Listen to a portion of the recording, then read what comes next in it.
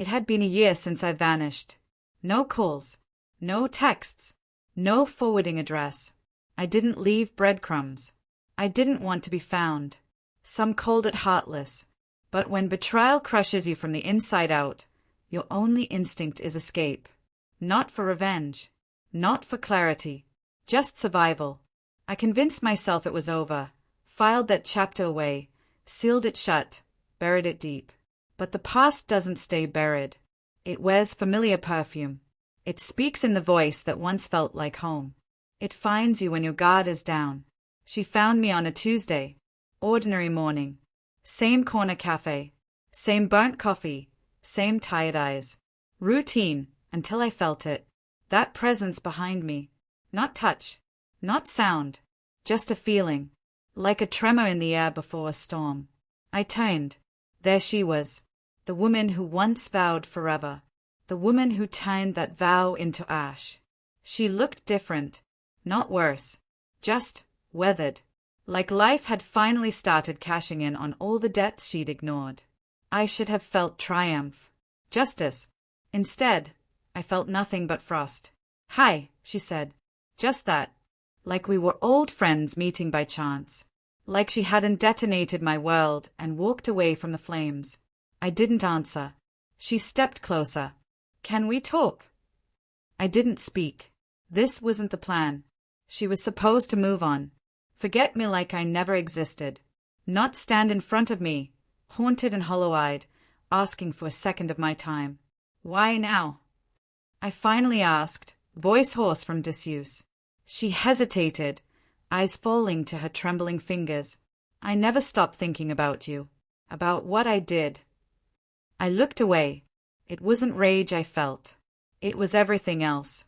The kind of sorrow that doesn't scream, just settles, quiet and permanent. The betrayal hadn't come in fireworks. No slammed doors. No screaming matches. Just silence. Late nights. Empty bed. And one text message she didn't erase. "Miss you already. Last night was perfect." My ribs caved that night. I left without a word. No shouting. No tears. Just absence.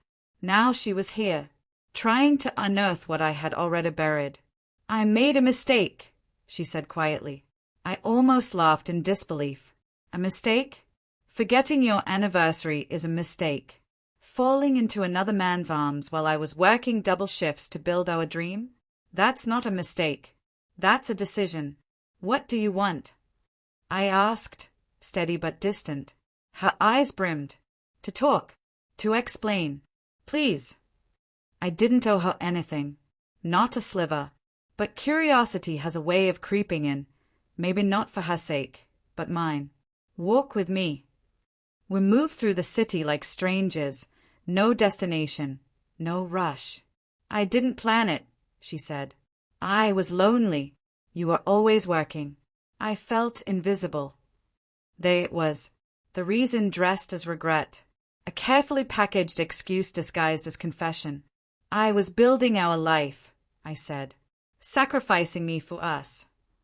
She stopped walking. "I know that now. I didn't back then."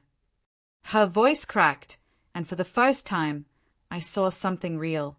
But it was too late. "You didn't just break trust," I said. "You broke me." Tears pooled in her eyes. "I'm sorry." I nodded slowly. "I believe you. But sorry doesn't erase the nights I stared at the ceiling wondering what I'd done wrong." "I wasn't trying to replace you," she murmured. "It was one moment. A stupid, weak moment." "That moment ended us," I replied. Silence again. She reached into her pocket, pulling out a folded letter. "I wrote this weeks ago. Didn't have the courage to send it." I took it. Didn't open it. Just held it. "I'm not here to fix what I broke," she said. "I know I can't. I just needed you to know. You mattered. You still do." Then she paused, waiting for a sign, a word, anything. But there was none. Because sometimes love doesn't survive betrayal. Sometimes it dies quietly, in the spaces between too many lies and not enough truth. I looked at her one last time. "Take care of yourself." Her face crumpled, but she didn't argue. She nodded, and then she left. This time, I watched her walk away. No bitterness, no sorrow, just peace. Closure isn't always a door reopening. Sometimes it's the strength to leave it closed, and the wisdom to never knock again. I walked home lighter that day, not because I forgave her, but because, finally, I forgave myself.